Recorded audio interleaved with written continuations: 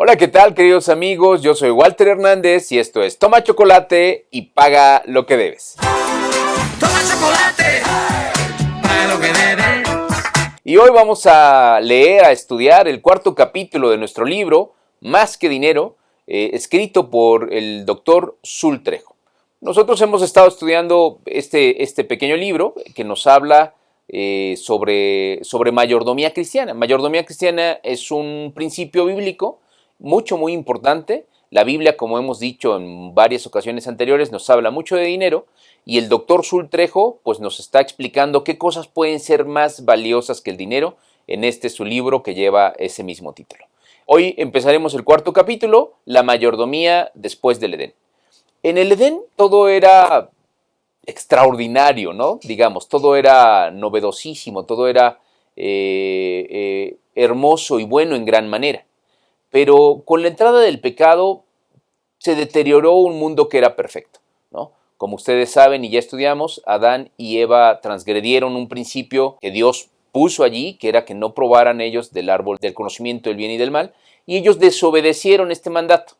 A partir de allí, ellos tuvieron que ser expulsados del paraíso edénico y hubo muchas consecuencias de su conducta. Entre ellos, pues la mortandad. Ellos habían sido creados para no morir y después de la entrada del pecado, ellos murieron, ¿no? Tuvieron que morir. Fue una de las consecuencias más desgarradoras que pudo haber visto el ser humano derivada de su conducta. Así es que ahora vamos a estudiar cómo fue la mayordomía después del Génesis, ¿no? Después de la entrada del pecado y cuando fueron expulsados, la mayordomía fuera del Edén. La primera cita bíblica que quiere el doctor compartirnos con nosotros es una cita que viene en el libro de Corintios. Yo aquí tengo mi Biblia, lo exhorto a que tenga la suya. Evidentemente las Biblias son muy importantes para un estudio de esta naturaleza. Aunque tenemos el libro, pues siempre las Biblias son nuestro apoyo. Hay una cita que viene en el libro 1 de Corintios, capítulo 4, versos 1 y 2, que es la cita central del capítulo 4. Que todos nos consideren servidores de Cristo, encargados de administrar los misterios de Dios. Ahora bien, a los que reciben un encargo, se les exige que demuestren ser dignos de confianza. ¿Por qué tenemos que demostrar ser dignos de confianza? ¿No? Sería la pregunta. ¿Por qué tenemos que ser probados? ¿No? A nadie nos gusta que nos prueben, ¿no? Damos por hecho que somos justos, damos por hecho que somos fieles. Y cuando alguien se atreve a cuestionar nuestra fidelidad, nuestra lealtad, con mucha frecuencia nosotros nos ofendemos. Bueno, pues la Biblia dice, tú necesitas ser probado, ¿no? Tu fidelidad, tu lealtad tiene que ser puesta a prueba. En el libro de Génesis esa lealtad fue puesta a prueba y nuestro libre albedrío fracasó. Porque Dios con mucha claridad había dicho, bueno, pues tomar de todo fruto que hay aquí, el que quieras, todo es tuyo, pero de este que está aquí no tomarás porque ciertamente el día que tomes de él morirás, ¿no? Había establecido un límite a su dominio, a su propiedad, ¿de acuerdo? No había ningún límite para las personas salvo eso. Y en el ejercicio de libre albedrío que nosotros mismos ahora tenemos, también hay ciertas restricciones. Usted no puede confundir su libertad con libertinaje, ¿no? Usted tiene derechos ciertamente, pero también tiene obligaciones. Y hay ciertos límites en el ejercicio de sus derechos, ¿no? En el ejercicio de sus libertades. Esa prerrogativa de ese árbol que estaba en el centro del jardín le pertenecía única y exclusivamente a Dios. Y de tal manera que fueron probados Adán y Eva, nosotros también tenemos que ser probados. ¿Cómo vamos a ser probados y cómo vamos a salir avantes de esta prueba? Bueno, pues escuche a continuación. Dice aquí, la palabra de entrada, recuerden que la Biblia particularmente fue escrita en idioma griego, en el caso del Nuevo Testamento, aunque lo que se hablaba en época de Jesús era arameo, ¿no? Pero la letra conocida, los doctos escribían en griego, porque era la lengua, ¿no? La escritura que utilizaban las personas doctas, instruidas que escribían en griego. Por eso los textos neotestamentarios están escritos en griego. Esta cita de Pablo, de 1 de Corintios, tiene una palabra que es importante y dice la palabra, dice, se requiere de los administradores que cada uno se ha hallado fiel. Esta palabra de administradores en realidad tiene su origen etimológico en el griego y es oikonomos. Oikonomos literalmente significa mayordomo. Por eso es que cuando nosotros hablamos de principios de mayordomía cristiana, lo tomamos de su original griego, la traducción de mayordomo. Nosotros somos mayordomos de los dones, talentos, tiempos, tesoros, de todo lo que Dios nos da. Nosotros somos los administradores y tenemos que ser probados en esos dones, ¿de acuerdo? O sea, Dios te va a dar, tú tienes un montón de dones, ¿no? Si no los has descubierto todavía, estás a tiempo. Además, ¿sabes qué? Dice la Biblia también que si tú pide a Dios y Él te dará. Así es que bueno, si tú por ahí crees que estás escaso de dones, tú nada más ruega. Dios sabrá darte dones, pero hay que saberlos administrar, ¿de acuerdo? Entonces vamos a ser probados en esa administración, ¿no? Dios nos va a dar, somos administradores de las cosas que Dios nos dio, pero esa mayordomía, que esa es la mayordomía cristiana, la administración de los dones y talentos que Dios nos dio. Muy bien, bueno, parte de las reflexiones que hace el Dr. Zull nos da otra cita bíblica que está en el libro de Lucas 16, 10 y 11, que nos recuerda, dice, bueno, el que es honrado en lo poco, también lo será en lo mucho. Y el que no es íntegro en lo poco, tampoco lo será en lo mucho. Por eso, si ustedes no han sido honrados en el uso de riquezas mundanas, ¿quién les confiará las verdaderas? Quiere decir, bueno, si tú no has sido honrado, honesto, en los tesoros aquí, en esta tierra mundana, ¿no? Digamos secular, bueno, ¿cómo te van a ser confiados los eternos, ¿no? Digo, si no fuiste probado, fuiste tentado incluso, ¿no? Y si no has podido probar ese dominio sobre todas las tentaciones que estuvieron cerca de ti, entonces, ¿cómo se te van a poder dar más responsabilidades? Esa es la reflexión y la pregunta. Es importante destacar los 4 principios bíblicos que vienen o que nosotros estudiamos en el capítulo pasado, que son grandes conceptos de mayordomía que nosotros debemos cuidar. Entre ellos, por supuesto, está el templo, que es el cuerpo. El cuerpo es templo del Espíritu Santo. Vamos a estudiar un poquito más de esto adelante. Vamos a estudiar acerca del tiempo, que es otro de los principios mayúsculos. Por supuesto, los talentos y finalizaremos con los tesoros. Primero hablemos del templo. Hay varias citas bíblicas que nos hablan a cuidar el templo. La primera cita que nos refiere el doctor es 1 Corintios 6:19. Y el cuerpo de los creyentes es templo del Espíritu Santo. Esto es fundamental porque cuando usted entienda esto, que su cuerpo es templo del Espíritu de Dios, del Espíritu Santo, cuando usted entienda esto, cuando realmente lo entienda, es tan corto, son tan pocas palabras, pero cuando usted entienda que su cuerpo es templo del Espíritu de Dios, usted va a cuidar su cuerpo, ¿no? Siempre debiera ser así, ¿no? Pero a veces pensamos que nosotros somos dueños de nosotros mismos y eso no es así. El Espíritu de Dios puede habitar en usted, en su cuerpo, porque su cuerpo es su templo. Imagínese lo que está hablando. Entonces, usted tiene que cuidar el templo de Dios. Ojalá, parece confuso y parece complicado entender lo que estoy diciendo, pero en realidad es simple. Usted tiene que cuidar el templo de Dios porque ahí es donde habita el Espíritu de Dios. Bueno, es una cosa impresionante. Hay varios textos bíblicos que nos invitan a cuidarnos, ¿no? La Biblia está muy llena de esos. Por ejemplo, hay ciertas recomendaciones, no quisiera decir la palabra restricciones. A veces piensan que la Biblia nos prohíbe cosas. ¿Y sabes qué? La Biblia lo único que te da es libertad. Dios te dio a ti la libertad. Eso se llama libre albedrío. Las personas, ninguna persona, bueno, hablando teológicamente, ¿no?, va a limitarte o restringirte qué sí puedes hacer o qué no puedes hacer. La Biblia te va a decir qué sí es recomendable hacer y qué no. Que tú lo quieras hacer o no, ese es tu tema. Bueno, no quiero decirlo así, pero ese es tu problema también, ¿no? Si quieres seguir las recomendaciones divinas, bueno, pues seguramente habrá bendición. Si no las quieres seguir, estás en tu derecho y seguramente también habrá una consecuencia. Positiva o negativa, pero siempre va a haber una consecuencia. Y por ejemplo, en el libro de Levítico usted va a encontrar muchísimas recomendaciones alimentarias. Ciertamente el pueblo hebreo en la antigüedad, ellos eran muy restrictivos, ¿no?, con su alimentación. Lo siguen siendo ahora. Ellos tienen recomendaciones muy claras sobre la alimentación, sobre qué sí tomar, qué sí comer, ¿no? Entonces, eso viene mucho en el libro de Levítico, aunque no es el único libro. De hecho, la dieta que fue prescrita inicialmente para la humanidad, pues eran granos, ¿no? O sea, eran granos, frutas, verduras. O sea, la dieta original y recomendada bíblicamente es la vegetariana.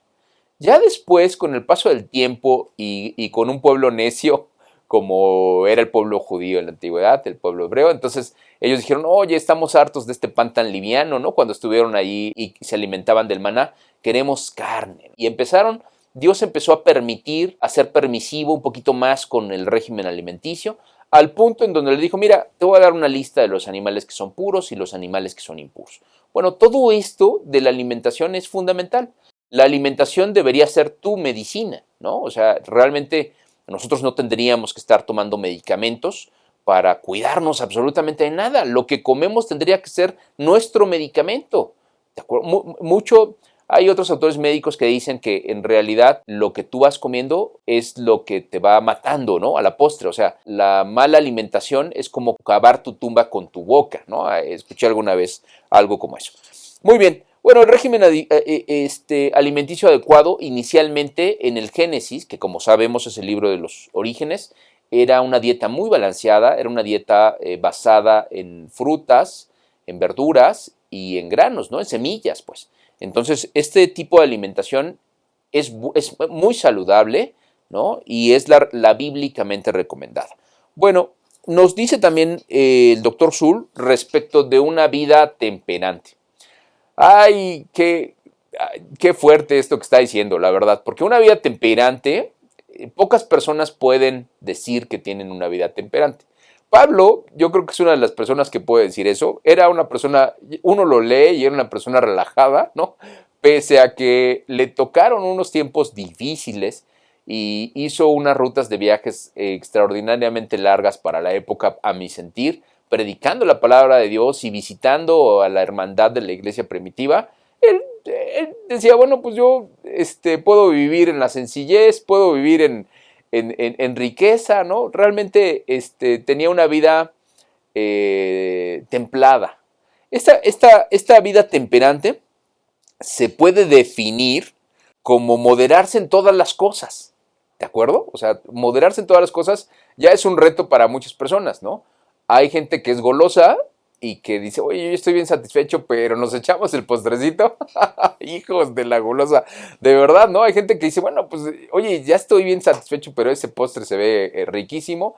¿Y qué creen? Me lo como, ¿no? Pues es un intemperante porque ya no tendría por qué comer de más, ¿no? Pero esa intemperancia se da no solo en la alimentación, se da en un montón de cosas. Entonces tú tienes que tener una vida templada, ¿no? Temperante. Y ese equilibrio hace que tú tengas salud. Este equilibrio hace que tú cuides el templo de Dios, que tú cuides tu cuerpo. Si uno tuviera esa sanidad, por ejemplo, ¿en qué otra cosa a veces te pasas? Bueno, nos pasamos, ¿no? Oye, esa serie que está larguísima, dices, bueno, voy a ver un capítulo. No, ¿a poco no? ¿Y qué sucede? Pues te ves 2, 3, 4, ¿no? Hasta las, quién sabe qué horas de la madrugada y te desvelas y al otro día a lo mejor vas a trabajar. Y dices, bueno, ¿qué vida tan intemperante que no podías ver uno diario? No, pues no. Querías ver qué pasaba. Y entonces esa falta, tú necesitas descansar. El descanso es una bendición, tú necesitas dormir ciertos horarios. Y entonces a veces no te sabes medir en tus horarios. Bueno, eso no es una vida temperante. Y lo que te exhorta Dios a través de su palabra, y es una recomendación del libro Más que Dinero, pues es que tú tengas una vida temperante. Para eso es muy bueno poseer hábitos saludables. Bueno, porque tienes que recordar que el propósito final de la mayordomía cristiana es forjar tu carácter. Ese es el propósito. O sea, la mayordomía lo que nos va a llevar a través de cuidar estos grandes principios bíblicos, es que tú tengas un carácter ejemplar, ¿no? Eso idealmente sería. Fíjense que respecto de los temas alimentarios, aquí me gusta mucho, normalmente no hablamos, este libro no nos había hablado hasta ahora de una religión en particular, pero el autor, el doctor Sultrejo, él es un pastor de la iglesia adventista y nos saca una cita. ¿Sabe usted que National Geographic hizo un reportaje hace un par de años respecto de las personas más longevas que hay sobre la faz de la Tierra? Y hubo un pueblo en Japón que fue objeto de estudio sociológico, de estudio antropológico, ¿no? De dieta, ¿no? De salud. Realmente querían revisar cuáles eran los elementos que hacían que particularmente un pueblo fuera mucho más longevo, ¿no? Y entre esos pueblos de estudio estuvieron los adventistas del séptimo día. Y eso es una cosa extraordinaria. Y el pueblo en particular estaba en Loma Linda, en el estado de California, en los Estados Unidos. Ahí hay una población adventista muy grande y muchos son personas adultas mayores, ¿no? Con una longevidad altísima. Y entonces se preguntaban estos National Geographic y todo su equipo se preguntaba, bueno, pues cuáles eran los elementos que hacían que estas personas vivieran más. Y pues claro, había varios elementos, entre ellos la dieta, el tipo de alimentación que llevaban, una vida temperante y los hábitos saludables. Había incluso personas centenarias, escuchen esto, personas de 100 años o más que manejaban, ¿no? Bueno, conozco jóvenes que no suben ni las escaleras de mi edificio, ¿no? Suben al piso 3 y están sacando la lengua, ya no tienen más aire para nada. Bueno, hay personas con 100 años que en Loma Linda, en el estado de California, Estados Unidos, están manejando un automóvil. ¿Se imaginan la capacidad todavía mental, evidentemente física, que tiene una persona así? Una fortaleza en gran sentido.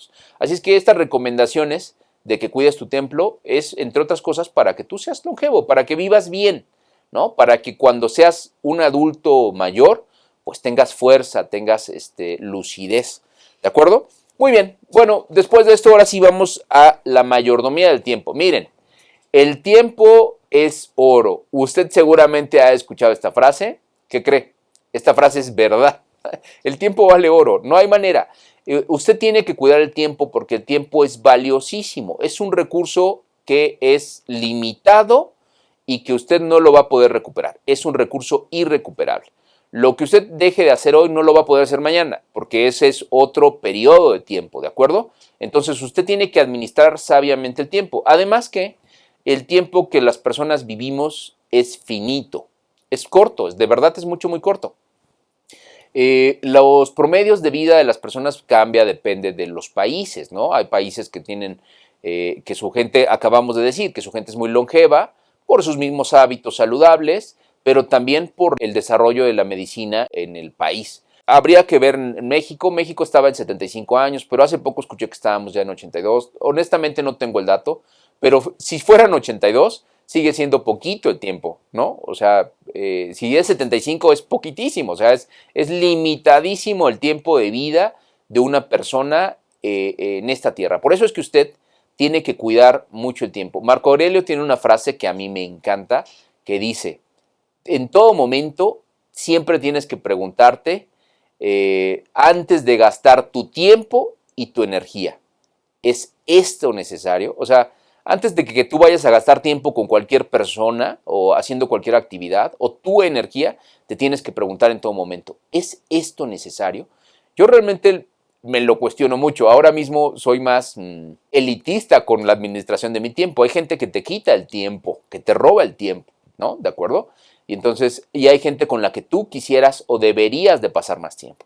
Entonces, esa cita de Marco Aurelio me gusta mucho. Tú pregúntate en todo momento, antes de gastar tu tiempo y tu energía, ¿es esto necesario? O sea, ¿voy a dedicarle tiempo a esto? ¿A este problema? ¿A esta persona? ¿A esta actividad? O sea, ¿de veras le voy a dedicar tiempo? ¿Vale la pena? O sea, lo que está preguntando, lo que te está diciendo o invitando a reflexionar Marco Aurelio es, ¿vale la pena este desgaste de tiempo? Bueno, el tiempo es un recurso no renovable. Por lo tanto, tú tienes que administrarlo sabiamente. En el libro de Eclesiastés, en el capítulo 3, al inicio como del 1 al 10, tú vas a encontrar yo diría, un mini tratado de administración del tiempo. La Biblia te dice que hay tiempo para todo. Con mucha frecuencia, por ejemplo, los jóvenes quisieran ser viejos, ¿no? Y que los viejos quisieran ser jóvenes, ¿no? O sea, realmente parece que nunca estás contento con el tiempo que te toca y eso es un error. Tú tienes que ser feliz en el tiempo que te toca, ¿no? Bueno, para esto necesitamos entender que el tiempo es un don de Dios. Dios te permite, Dios te lo da, te lo obsequia y Dios es quien administra tu tiempo, ¿no? Entonces, como tú no sabes qué va a suceder con tu vida, hoy mismo no sabemos, ¿no? Este puede ser el último video que esté grabando o pueda grabar 100 más, yo no lo sé, pero puede ser que así sea y entonces tengo que administrar mi tiempo prudentemente y para honra y gloria de Dios. Eso es mayordomía cristiana superlativa, ¿no? Que tú administres tu tiempo con cosas adecuadas. Hoy la humanidad gasta mucho tiempo en temas completamente egoístas, no piensa ni se da a los demás. Está afanada por muchas cosas que desgastan, que cansan, que estresan, ¿no? Y entonces, pues no, tú deberías realmente tener una administración del tiempo muchísimo, muchísimo más sabia. El tercer punto tiene que ver con los talentos. Aquí el doctor Sultrejo nos da, en el caso de los talentos, nos da 2 retos de administración del tiempo respecto de los talentos. Los talentos son dones que Dios te da, ¿no? El poder hablar en público, por ejemplo, es un don, ¿no? Hay gente que hace y produce videos, es un don, ¿no? Hay gente que tiene el don de la medicina, el don de la música, hay muchos dones. Bueno, esos talentos, estos dones que Dios nos da, tienen que ser sabiamente administrados. Y el doctor Sul en su libro nos da 2 retos respecto de la administración de los talentos. Dice primero, todo mayordomo debe abstenerse de todo trabajo secular durante el día de reposo. Eso está en Éxodo 20, capítulo 8 al 11. Fíjese que el Shabbat, que es una cosa importantísima, ¿no? El día sábado, el día de reposo, es un monumento en el tiempo que nos da la oportunidad de recordar y replantear que Dios es nuestro creador, nuestro sustentador, nuestro liberador, ¿no? Dios es todo. Y este monumento en el tiempo que es el Shabbat nos ayuda a recordar todo eso. Es un momento de reflexión y de relación con Dios. El primer riesgo que Él nos da es que nosotros, en nuestro egoísmo, ocupemos nuestros talentos para nosotros y no para nuestra relación con Dios. Entonces dice, bueno, pues tú tienes que tener cuidado porque puedes ser una persona talentosísima, pero si no estás separando el día que Dios dice que separemos para su adoración, puede haber un desequilibrio en tu vida, va a haber un vacío, ¿no? Porque estás mal administrando uno de los talentos que Dios te dio. Es un reto grandísimo para millones de personas que incluso desconocen este mandato, ¿no? Este mandato que está muy claro en la ley de Dios, Éxodo 28, 11, pero en realidad está en toda la Biblia, desde el Génesis hasta el Apocalipsis, y mucha gente lo ignora, y muchos que no lo ignoran no lo siguen de cualquier modo, ¿no? Entonces, bueno, tú como un mayordomo fiel, que vas a ser probado, que ese es el tema central de este capítulo, guarda el día de reposo.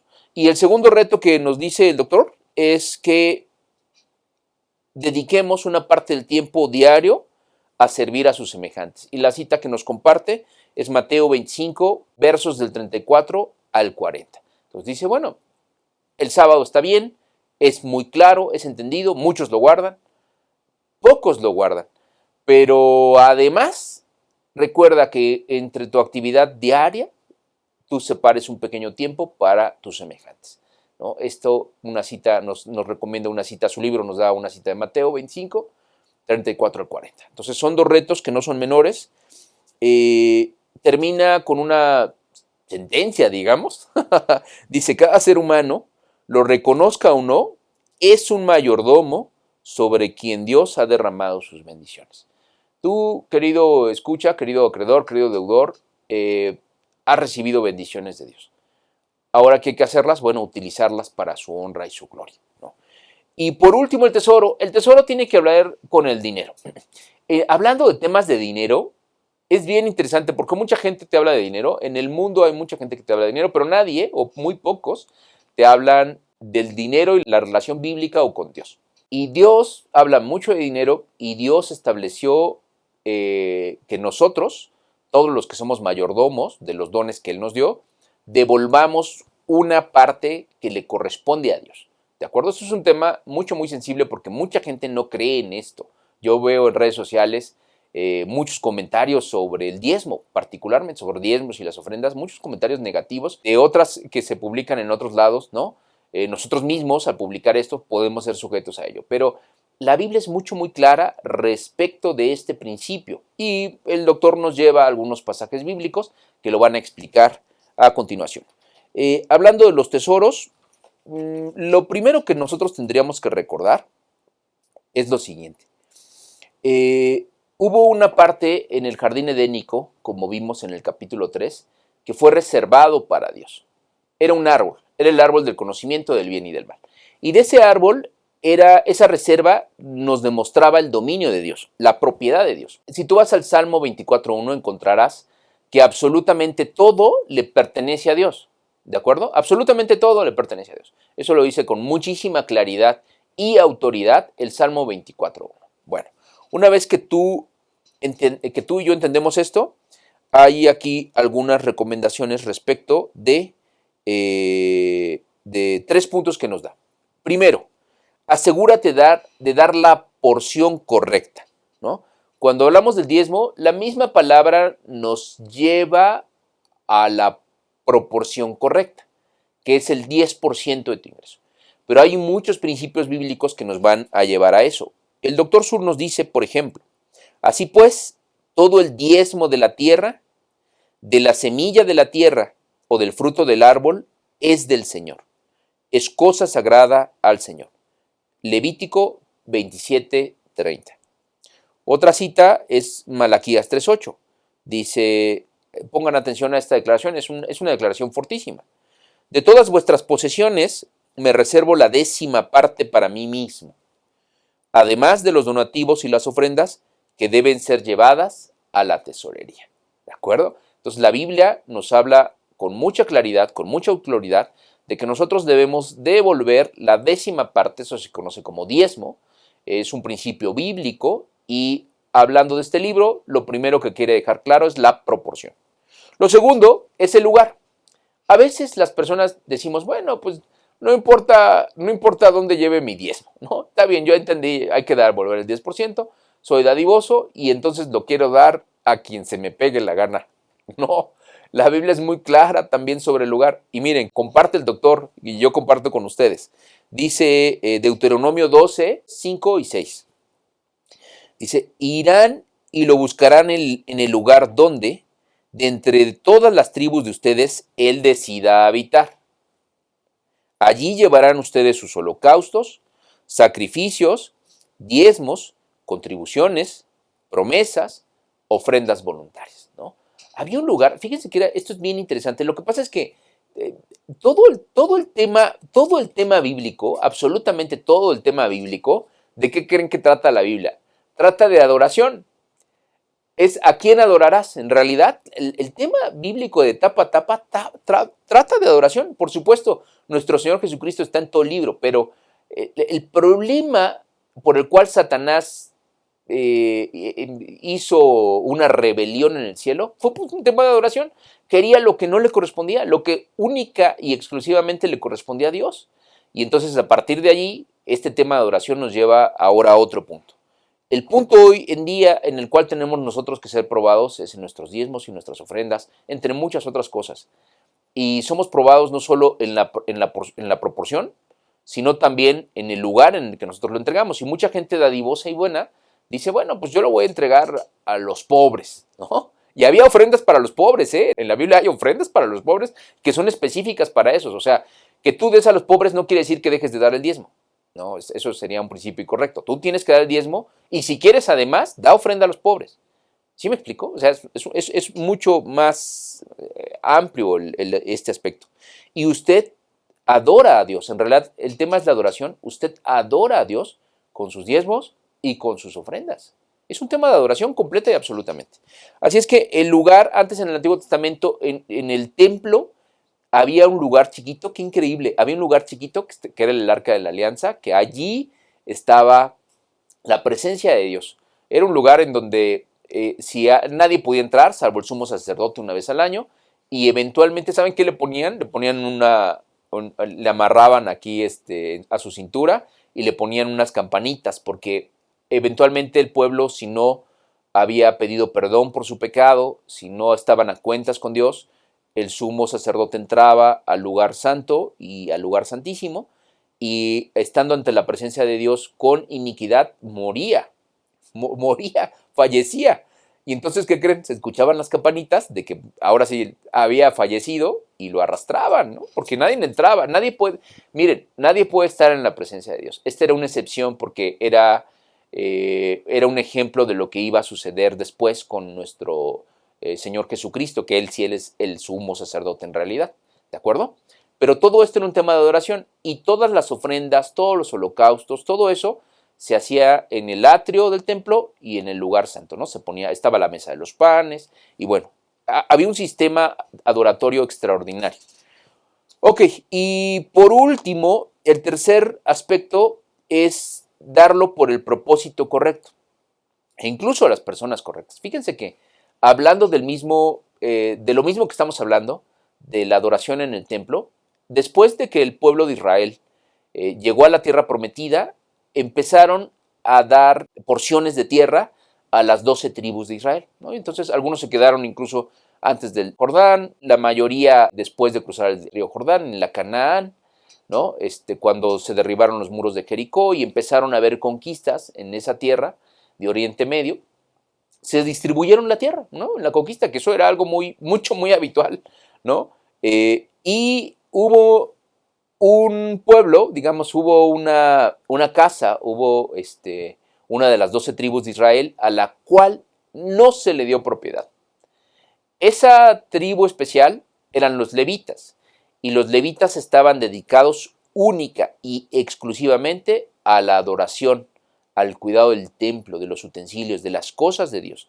Y entonces esta tribu muy particular no se le dio un terreno que ellos pudieran trabajar en ganadería, en agricultura, ¿no? Que pudieran aprovechar de alguna manera.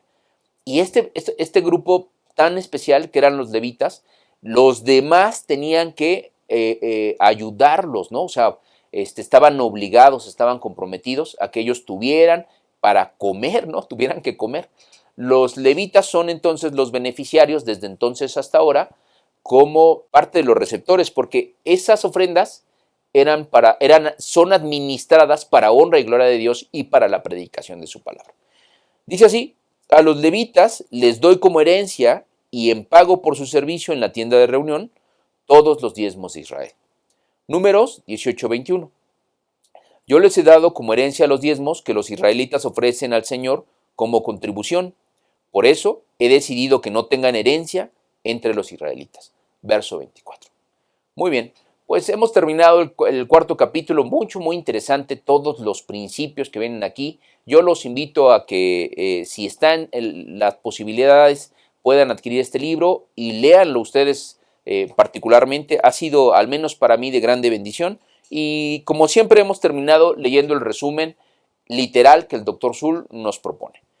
Resumen, dice así: nuestra vida consiste en los dones que Dios nos ha dado al concedernos un cuerpo, talentos, tiempo y posesiones, los cuales debemos administrar como dignos representantes de Dios en este mundo.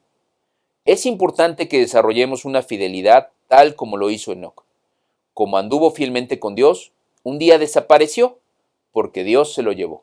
Génesis 5:24. Jesús nos dice: si alguien quiere ser mi discípulo, tiene que negarse a sí mismo, tomar su cruz y seguirme. Queridos amigos, yo espero que este capítulo cuarto haya sido revelador para usted y que sea de grande bendición. Yo soy Walter Hernández y esto fue Toma Chocolate, paga lo que debes. Toma chocolate, paga lo que debes.